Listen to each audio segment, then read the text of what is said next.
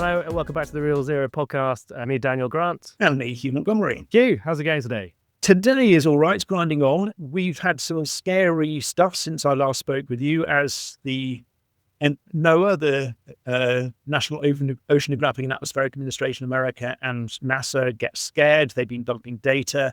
We've had some pretty scary papers coming out in our previous podcast. If they were scary, things are a great deal scarier now. And of course, the political landscape has changed. So I guess I've had a slightly sort of existentially frightening few weeks. What about you?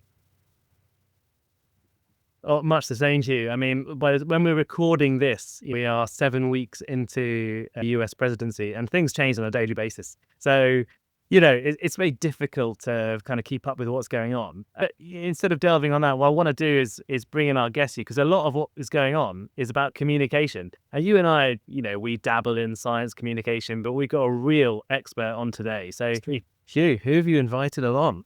Well, he's a fellow mountaineer. We climbed together probably now, however long, that's 15 years ago. We've had a few adventures along the way, but he's eclipsed me in every aspect of his life. And that's the famous TV celebrity as is, Chris van Tulleken.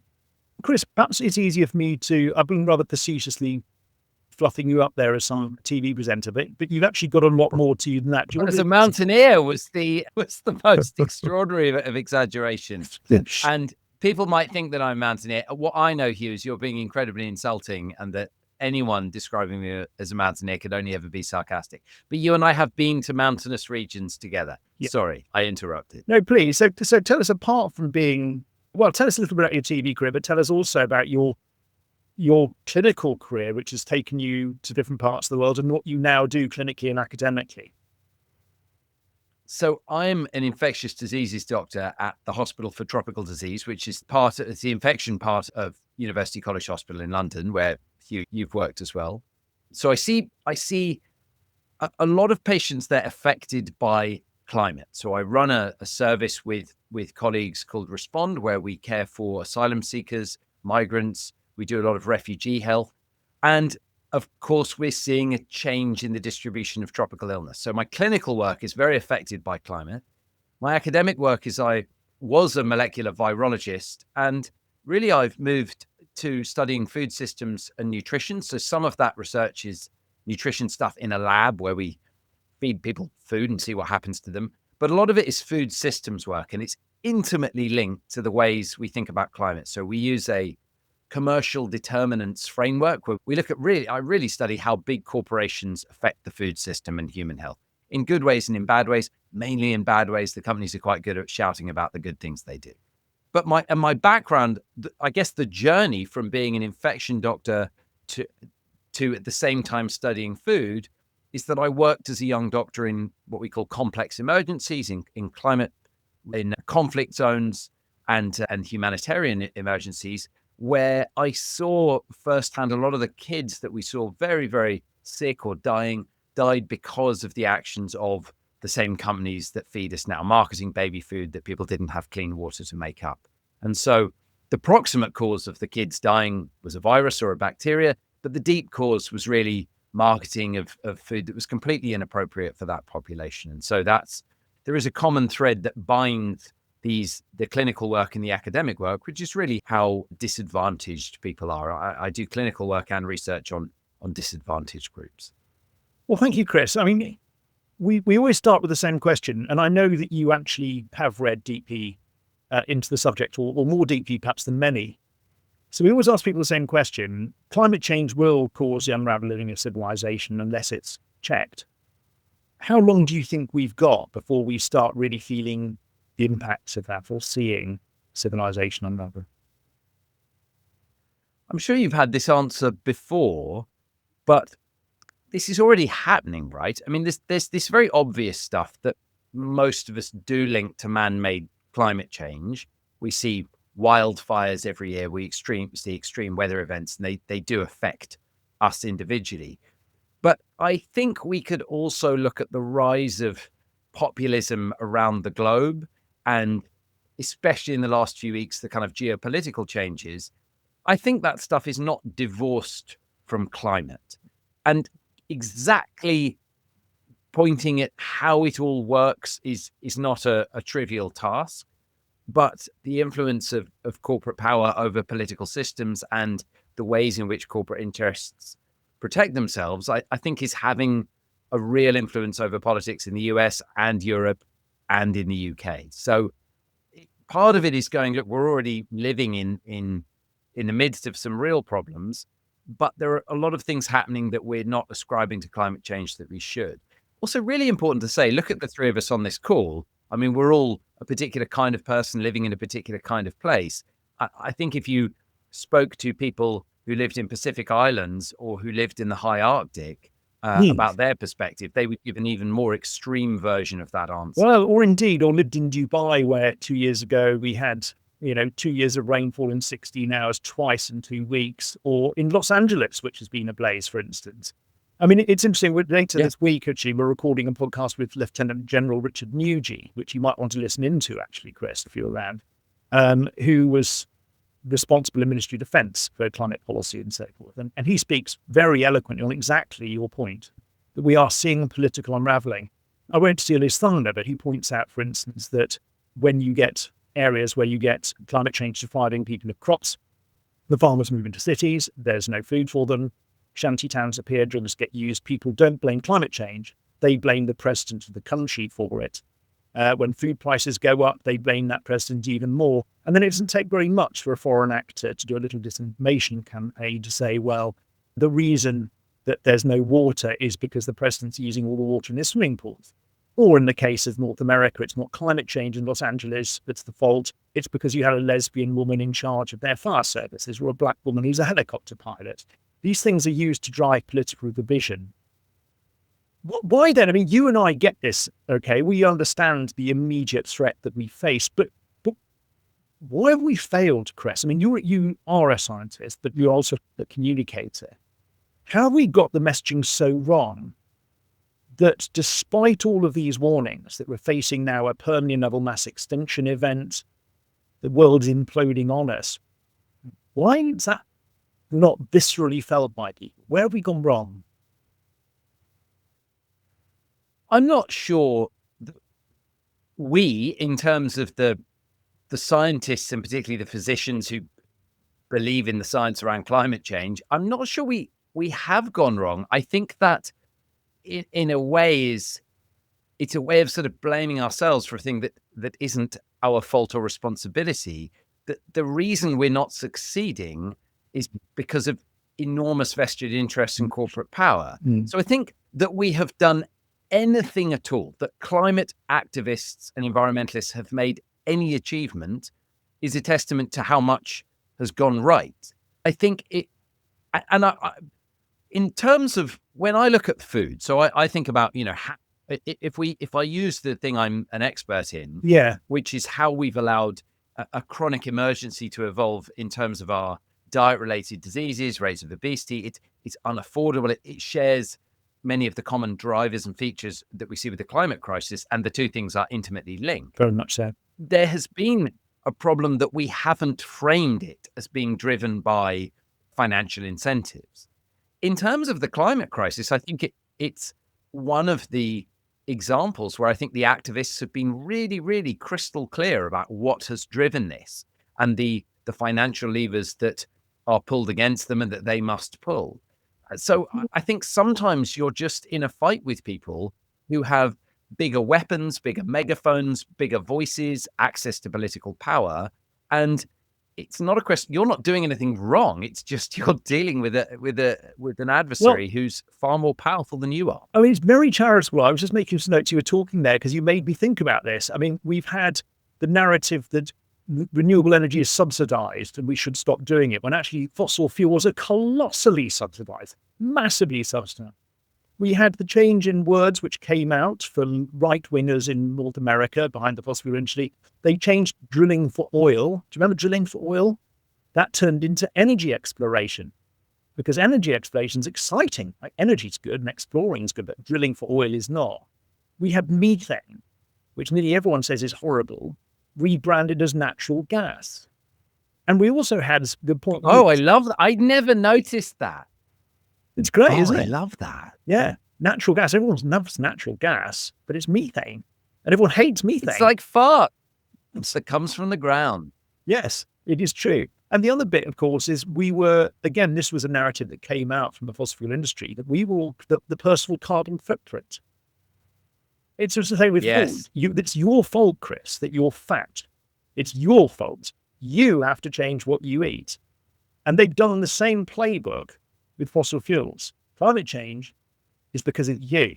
And you need to make your change to it. It's not the people who are supplying you with the donuts for your. It's interesting, isn't it? There are really good parallels there.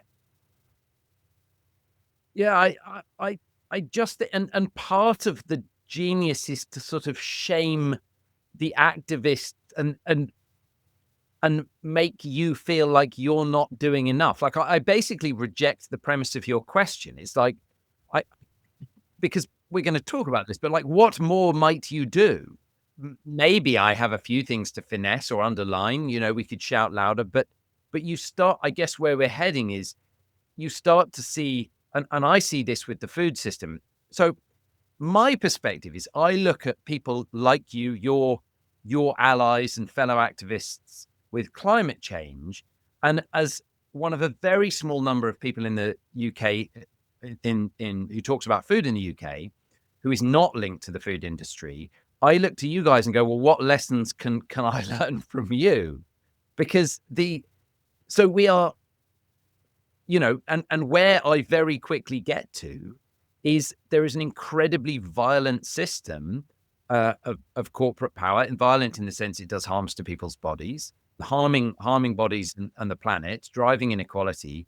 And so if you have sort of solutions that are about talking and reasonably presenting evidence and creating long-term change and partnering with industry, seeing them as stakeholders in the problem and part of the solution, that's what we've been doing in food for 20 years. And I think climate and tobacco activists very quickly realized that there was, I think an enemy is the right word. I think it, there is a force to be opposed, in my opinion. And these are the things that we're starting to see within the food system. So I'm working with lawyers in the States. They brought the first complaint against 10 of the major food companies. And that's increasingly how we're going to see change happen. Meanwhile, on the climate change side of things, you've had law firms like Client Earth doing this for many, many years. So it's all, I feel like most other forms of activism, tobacco laid out a pretty good template for how to get shit done. I'm assuming I can say that on this podcast. And everyone else, and then I think fossil fuels and climate activists picked up that baton, and everyone else is still in the soup, partnering with the people causing the problem. Well, I think you're right. We still get this. I talk to colleges and people who are still investing in fossil fuels saying, well, we'd like to have a stake in Shell because it means that we can talk to them. You go, they're not listening to you, right? In fact, they're going in the opposite direction. On your point there, actually, it's a point very well made. Steve Henry, who in my view is one of the world's greatest advertising executives. It was Steve, by the way, who created the original iPods campaign. Do you remember that? Some iconic headphones. Oh, yeah. Yeah. Steve talks about the power of anger. And he says it's not adequately tapped into. So in your case, for instance, for food, it's rebranded by the people who would want to fight you as choice. Oh, Chris is anti-choice. He's nanny state. They're not saying is what you might want to say, which is 1 in 5 cases of breast cancer are caused by people eating this. You should be furious if you know someone who's died of breast cancer, that this was inflicted on them. 16 to 18% of cases of breast cancer could be avoided if people were taking active exercise as a way of commuting, but they're not allowed to because the air is too polluted. They're prevented. We should be up in arms about this. This isn't about nanny state. We're having a horrible disease. I mean, I have said, your point about fury, I have said this on many occasions that, the food industry are incredibly sophisticated at, so there are two things that I've experienced since starting to be more vocal about food. First of all, the food industry are my friends. So they shower me with money. I don't take any of it. McDonald's invited me to be an ambassador. The major supermarkets, they've all, and when I say shower me with money, I mean, paying me £20,000 for an hour on Zoom. That's the kind of starting offer. So life-changing amounts of money for me. And so they're my friends. Say again? For clarity, you're not taking that money, right? Oh no, I'm speaking to you as a McDonald's ambassador. No, I don't take a single solitary penny. I never have and I never will. The opposition comes from much more credible sources. So it's academics and charities that are intermediate between the food industry and me. And that's how they and this is what the fossil fuel industry did so spectacularly. Yeah. So yes, they have very well crafted messages that I want to take away food that is used by poor people. I want to make food more expensive. I want to take away choice. I mean, I am, every single time I open my mouth, I'm absolutely clear. I don't want to ban industrially processed food. I barely want to tax it. I sort of privately, and I know this isn't private, but definitely I'm increasingly of the view that we do need to tax quite a lot of it, but the public are very supportive of that, and we need to do it in a careful way. I want to drive down the price of food. I want to improve justice and equity, and I want to improve choice. So, but the food industry say, the problem with ultra processed food is there are very healthy forms of it, like processed bread. And if we took action on it, this would raise the price of food for families with low incomes. Now, of course, this is an obscene distortion of reality where, in fact, the bread is harmful. In fact, people are forced to eat this stuff. It's inadequately taxed. They're not warned about it. And everything I propose is about giving people who already live in disadvantage more choice and freedom within the system. So, but I don't have a comms team. I don't have a team of any kind. So, I mean, I agree. And you and I both work clinically still, and I've done pretty much the last month on intensive care. And in honesty, I can't think of more than a handful of patients that aren't there because of what was done to them. And they are poor and they don't have choices. The cheap food is bad for them, and they don't have the opportunity that I do on a higher salary. And they're suffering, and it's not fair. I mean, let's moving on from that. Given this injustice from fossil fuels and its impact on climate, which threatens us all, as a dad, so you seem to, every time I talk to you, you're turning into the Bond Trap family, I think. I mean, how many children do you now have, Chris? We're going to stick at 3. Yeah, like I'm gonna go and have an appointment and ensure that we stay at 3. Okay, but as a dad, then, are you scared and are you angry? So I don't find I am of a single mind here, because I'm sure everyone experiences this duality. You have to get out of bed in the morning and go and do your job, which in my case is not pure climate activism. And I have to instill my children with some sense that they should get out of bed in the morning and that everything's going to be okay. There is a life worth living out there stretching ahead of them. And so you kind of fracture your mind a little bit. And then you go, well, what I am going to try and do is a huge part of the foundation of the food work I do is planetary health. So whilst I talk a lot about human health, and for reasons I can go into, the target when I open my mouth in public is to change the market demand for food, because that, I think, is the most powerful instrument, and that's what gives political power. That's without a mandate from the population. Politicians just can't do anything, even if they want to. So that's the focus. But of course, you get these co-benefits. So a food system where we didn't throw away 30% of all the food we produce, a food system where people knew where their meat came from, a food system that was less dependent on agrochemical inputs, all of that would have enormous benefits for climate, carbon, biodiversity, and planetary health. No, I mean, so the two things are interlinked. So that's how I kind of live with myself every day. But I have a very dear friend who you might want to. I mean, I won't name her, but she does a lot of marine work on climate change, and she has kids and kind of gets out of bed every morning and feels optimistic, and yet at the same time is starting to teach her kids how to fish and camp and hunt, because she sees the reality of what is going to happen. And I think because I'm a tourist in your world, Hugh and Dan, I dabble in the climate catastrophe. You come and teach on a course that I give, and that's always a pretty frightening hour of my year. But I'm not confronted with it in such a visceral way every day. So I think I'm not teaching my kids to fish, but I'm starting to feel like I possibly should. Well, I think we're all able to hold, it's a function of being human, isn't it? We're able to hold two opposing thoughts in our heads at the same time. So I think I'm finding it increasingly difficult, but I get the fact that we can accept the reality of it. But there's no question that action is a good way of alleviating fear. And I was going to talk to you about the food bit, because the point that you make is well made. I mean, 38% of greenhouse gas emissions come from food supply chains. 22% of global heating comes from methane, to which food supplies can contribute enormously, actually, from slurry from cows, belching of cows. Every cow belches 250 litres of methane a day, and methane is 83 times as powerful a greenhouse gas as CO2. Rice paddy fields generate 100 million tonnes of methane every year. Landfill, you were talking about food waste, generates another 67 million metric tonnes of methane every year. And there is a quick win with food, because methane has a short atmospheric half-life. It's 10.5 years.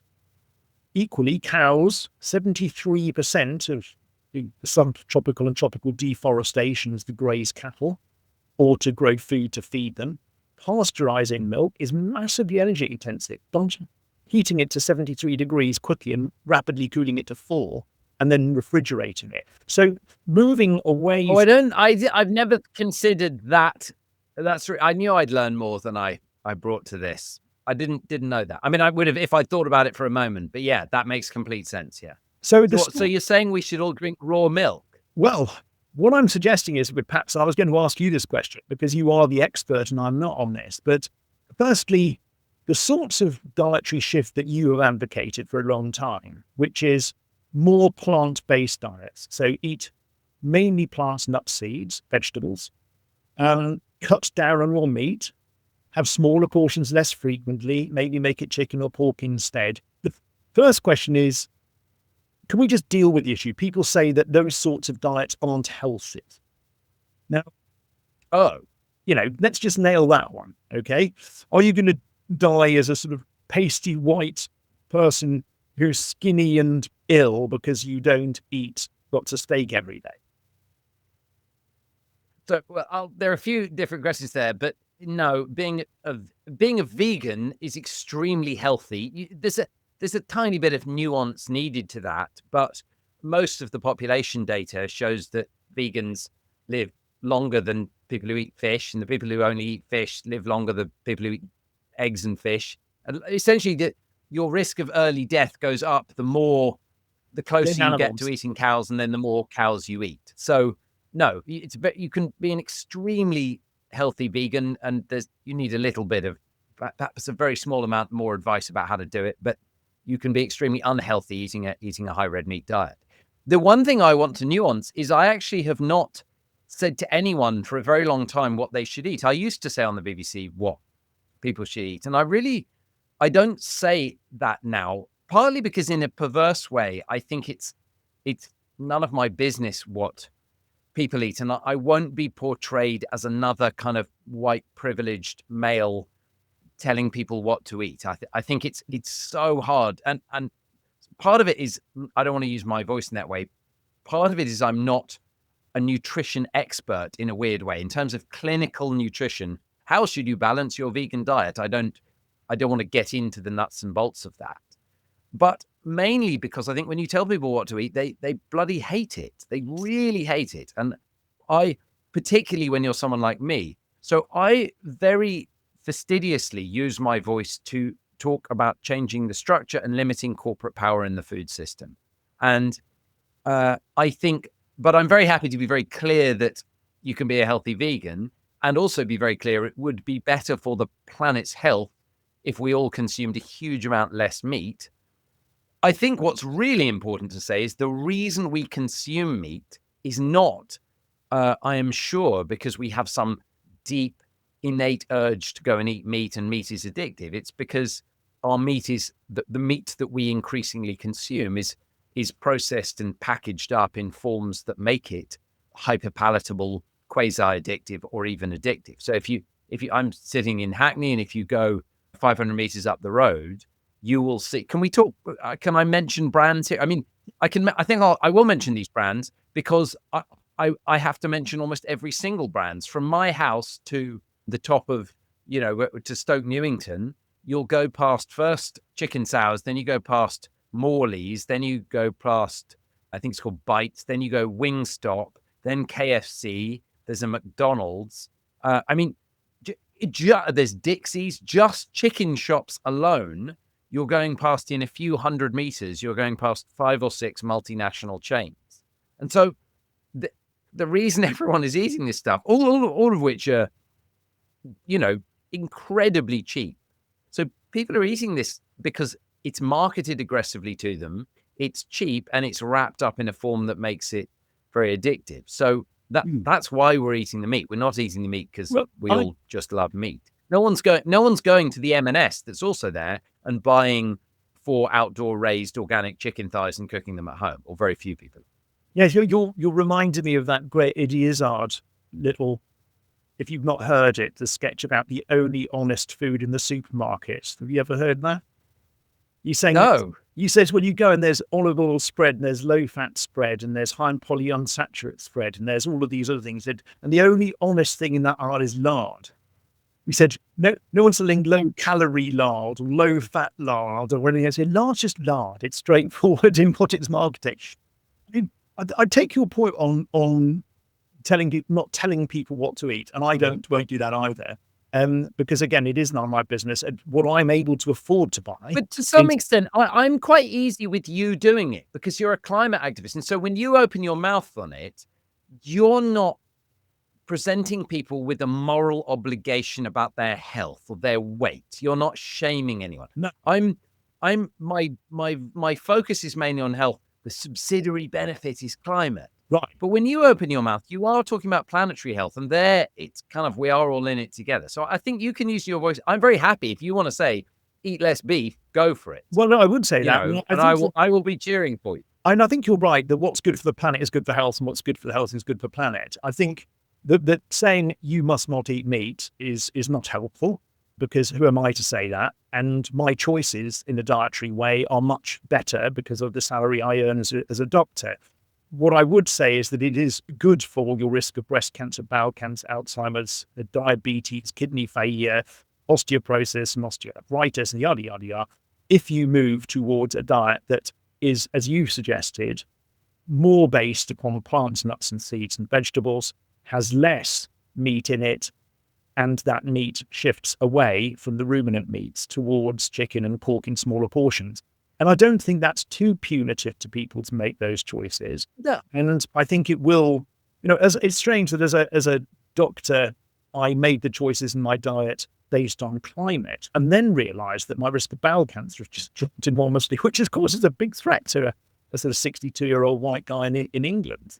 It's also, there is a sort of nuance to this discussion, which industry and those they pay are trying to sort of lure me into constantly, which is going, in demonizing ultra-processed food, which I hope I never do, you are demonizing all of these environmentally friendly new vegan products from the major chains. Yeah. And what industry, I think, are sort of proposing in a number of ways is that by buying the vegan burgers from the large multinationals as an alternative to the Amazonian beef burger, that this is somehow an improvement for planetary health. I do think there's an important thing to say about ethical veganism.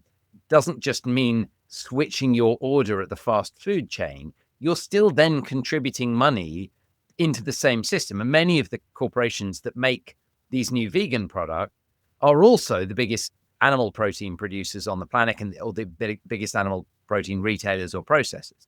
And so part of, I think, what being a really ethical vegetarian or vegan is shifting your money out of that food system. And it's important to say, not only is the vegan sausage roll not terribly good for the planet, it will have a lower carbon footprint, but you're still contributing money to the same corporation. It's also probably extremely bad for you in terms of its salt, sugar, fat, calorific profile, its energy density, its lack of fiber, and so on. So I think there's a kind of nuance there where there are ways of shopping and buying that have different economic effects. But all other things being equal, you are better buying the vegan burger. You're probably better off not going into that burger shop in the first place. Okay, well, look, I'm not going to keep you, Chris, because I know you've got to go off and be a television celebrity again somewhere, no doubt, or sign autographs or something. But if I have to go to the hospital to see patients here. And see patients. So what I've heard is that climate change is an immediate threat. It's real, that we think the impacts are already happening, that you're already seeing patients affected by this because of climate change globally, and you're working in population health globally. That perhaps will take a little bit too much of the blame because, in fact, it's being foisted on us by big corporations. That we're frightened for our children right now, but the way to overcome that fear and so forth is to take action. And that one of the actions we can take is to consider changes in our diets that would also be good for the planet, but also very good for our health. So with that as a wrap, I'm going to ask you the question we always ask everyone at the end, which is, what are your personal recipes for action, as it were? Because we don't want people to leave this podcast going, oh my goodness, the world's about to end and there's nothing I can do. What would you ask people to do tonight or tomorrow to make their impact, a genuine impact on climate change? What would you suggest that we all do tomorrow? What should I do?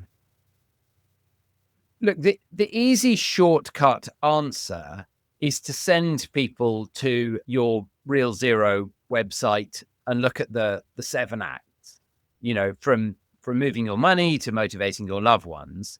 And they are all sort of excellent things to do. I want to add something to that, because there is, in urging people to undertake those 7 acts or go and engage with any one of them, I am slightly perpetuating the industry narrative of kind of personal responsibility. Now, if we all did all those things, it would be good. But in a way, what I want people to kind of engage with is what I've started to understand, that when you start to try and limit corporate power by the tiniest degree. So when you start proposing that boxes of sugary breakfast cereal would simply have warnings on them about sugar, when you start to say cans of cola should have warnings about tooth decay, you get really, really aggressively attacked. So I get these legal threats the entire time. They take up enormous amounts of space. They're always from credible people. And that is just proposing the most well-evidenced of changes. And so I do think signing up to the 7 acts is good, but I want everyone to understand that this is a struggle that will require force, budget, power in a way that I think people aren't engaging with at the moment. It's not going to be a matter of simply moving your energy supplier and eating vegan food. It's going to be contributing money to funds for legal action and supporting the people who are taking the really grave risks to their own life. I mean, we are seeing the kind of movements, doing illegal protests and people spending time in jail. And I think that is how change will happen. So if we look at everything that happened, all of our successes in what I'm going to call public health, leaded petrol, seat belts, tobacco, bit of alcohol legislation, all of it came at enormous personal cost to some people. And it came through legal action, and it came through people being forced to change. The companies that profit from this crisis, and that is why it happens, will resist with extreme aggression every single effort to regulate them. And I think I want people to understand that when you're on the receiving end of it, it's very nasty. And I get to dabble in all of this. I'm not going to prison, but I am cheering for those that do. Thank you very much, Chris. And I accept what you say. And also, I would perhaps add a little coda to that, which is the supporting the politicians who do the right thing. It's very easy to howl at people when they do the wrong thing. Oh, yeah. But if we want politicians to take action, we need to be vocal in supporting them and very clear to the other politicians that we don't approve, because that's what democracies are meant to be about. It's meant to be about those people saying, well, I can get this person to vote by doing what they'd like me to do. Dan, you've heard all of this. You've been sitting very quietly there. You know a lot about this stuff. What's your take on what you've just heard? My take, as always, Hugh, is that I've just had my mind expanded listening to both of the experts have a chat. Chris, your insight into the food industry is what's been most eye-opening for me, especially I never really even considered that if I go for vegan food, but if I'm getting it from the wrong place, that's going to be contributing to the wrong thing. So, my big take home there is like, I really need to think about where that food is coming from, as well as also making that change. It's almost like our 7 acts here. They've got like a bit of they level themselves up as you start going into them and learning a bit more nuance. But I suppose just getting in at the bottom is great, but as you start to like move into it, well, it gets really interesting. So yes, I've taken away a lot, but that's my main takeaway today. Okay, and I will leave everyone, and you may not know this either, Chris, that a paper came out just a couple of weeks ago. There are things called RCPs, is your education for today, representative concentration pathways, and they have a number after them. The number is the added power per square meter of the Earth's surface due to climate change, due to greenhouse gases. So RCP2, let's say, something like that, would be 2 extra watts per square meter of the Earth's surface gain. We need to be in a low 2 number to stay at 1.5 degrees, which was never safe, and we can't do it anymore. The latest data suggests, for reasons I won't go into now at length, that we're about to punch vertically through RCP 8.5. And that would take us to a minimum of 4.5 Celsius gain in the lifetime of your children. And bear in mind, you get a mass extinction event way below that. And we're going vertically through that at the moment. So I'm going to leave everyone with that message. If you thought it was bad before, it's even worse. And now is the time that you must take action, and please do. And to Chris's point, it isn't just about the individual actions summating. It's about how we spend our money. And if we all move the way we spend it out of the sort of greed Chris has spoken about to the good people and others, it changes financial markets, and that's where the big change happens. So, Chris, I'm going there. Thank you so much for your time. I know you're enormously busy. You really are, and I'm really, really grateful to you that you've taken the time to speak with us today. Thank you so much. It's such a pleasure, and as always, I've learned more than I've contributed to you. But no, it's great, and I will see you soon in other capacities. I'm looking forward to. Thank you so much, Cool. and thanks again, Dan. Thanks a lot, babe. See you later. Bye-bye. The Real Zero podcast with Hugh Montgomery and Daniel Grant. Produced by me, Daniel Grant, aka The Stealth Doctor, on YouTube and Instagram. Find out more about Real Zero by heading to realzero.earth and find out more about how you and your friends can start making a real difference today.